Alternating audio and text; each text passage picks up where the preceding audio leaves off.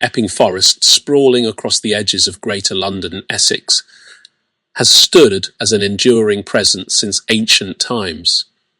Originally designated as a royal forest by the Forest Charter of 1217, it was formally declared a royal forest by Henry VIII, who used it as a private hunting ground. The area was occupied as far back as the Iron Age, and Roman roads cut through parts of the forest, suggesting its strategic importance. During the Victorian era, Epping Forest became a popular destination for Londoners seeking nature and respite from the industrial city. Yet its ancient atmosphere and unaltered landscape have always given it an uncanny stillness. Tales from local oral histories describe feelings of being watched and sudden drops in temperature, with some hikers reporting an overwhelming sense of dread. These anecdotes form part of the forest's long-standing reputation as a place steeped in paranormal lore. Historically, Epping Forest has been associated with more than just royalty and recreation. It's been a crucible for mystery. Local legends speak of bandits who once used the dense woodland as a hideout, including the infamous highwayman Dick Turpin. Pagan rituals reportedly took place in the seclusion of Ambrosbury banks and Iron Age earthwork where offerings have been found.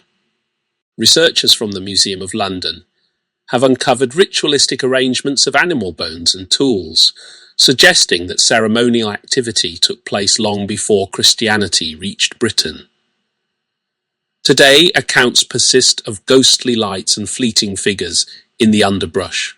One 1978 report in the Essex Chronicle detailed a police officer encountering what he described as a shape floating across the path, vanishing before his eyes. The constant across centuries is the perception that the forest harbours more than meets the eye. The tale of the phantom coach is among the most reported sightings in the forest's ghost lore. The Wake Arms roundabout, a traffic circle near Loughton, is said to be the epicentre of this phenomenon. Numerous reports from the 1960s onward describe a spectral black carriage pulled by horses, speeding through the night, often leaving those who witness it in shock. One widely cited account is from 1981, when a couple driving home saw the coach pass straight through their vehicle without impact. Historians believe this may relate to a noble family who perished on the road during the 18th century en route to a manor that no longer exists. Paranormal scholars such as Peter Underwood have suggested that this could be a form of residual haunting, a psychic imprint left on the environment by traumatic events. Hangman's Hill, located near High Beach, is notorious not only for its optical illusion, where cars appear to roll uphill, but also for ghost sightings. Several locals and paranormal investigators have recounted seeing ghostly children in the vicinity, often dressed in old-fashioned clothing. In a documented case from the 1980s, a woman named Margaret Frey described seeing children dancing in a circle just off the trail while walking her dog. Upon approaching, the figures faded before her eyes. Historical records from the Essex Records Office confirm that the area was a burial during the 17th century plague outbreaks, adding credence to theories that these are residual echoes of those buried there. Researchers from the University of Hertfordshire have suggested psychological phenomena, like pareidolia, might play a role, though many eyewitnesses insist their experiences were vivid and conscious. Peter Denslow, a retired engineer, recounted his 2003 encounter with a shadowy figure near Lawton Camp in interviews with the Epping Paranormal Research Society. While camping with 3 friends, he reported hearing distant chanting at around 2:30 a.m. Assuming it was a prank, he approached a nearby clearing and was confronted by a tall, cloaked figure illuminated by an eerie blue light. Moments later, the light vanished, and he realized his watch had stopped exactly at 2:36. His friends, though awake, heard nothing.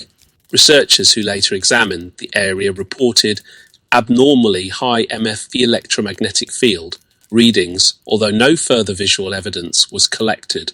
Denslow, formerly sceptical, has since become a regular contributor to paranormal forums and refuses to visit the forest alone. Reports of temporal anomalies or time slips have been an enduring theme in Epping Forest modern folklore.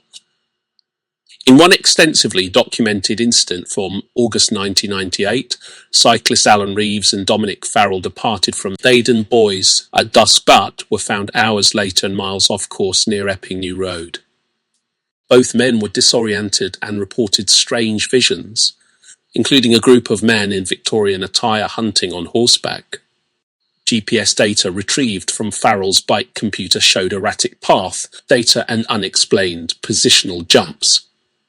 Experts from the British Society for Paranormal Research proposed that natural magnetic disturbances might explain the loss of time and spatial awareness, as Epping Forest lies atop pockets of iron-rich soil and quartz deposits known to interfere with electronics.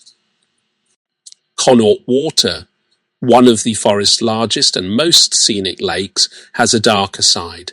Its still surface belies a series of drownings recorded since the early 1900s. A 2012 incident involving angler Amir Iskander added a chilling element to the lake's folklore. As documented in local paper archives, Amir described a ghostly woman in a decayed wedding dress emerging from the lake's centre on a windless night. He fled, abandoning his equipment, and never returned to the site. Further investigation uncovered 1930s accounts of a woman named Eleanor Hemsley, who drowned in the lake on the eve of her wedding after a reported affair was exposed. Her story, revived in local legends, now parallels Amir's account, drawing renewed attention from paranormal tour groups and ghost hunters alike.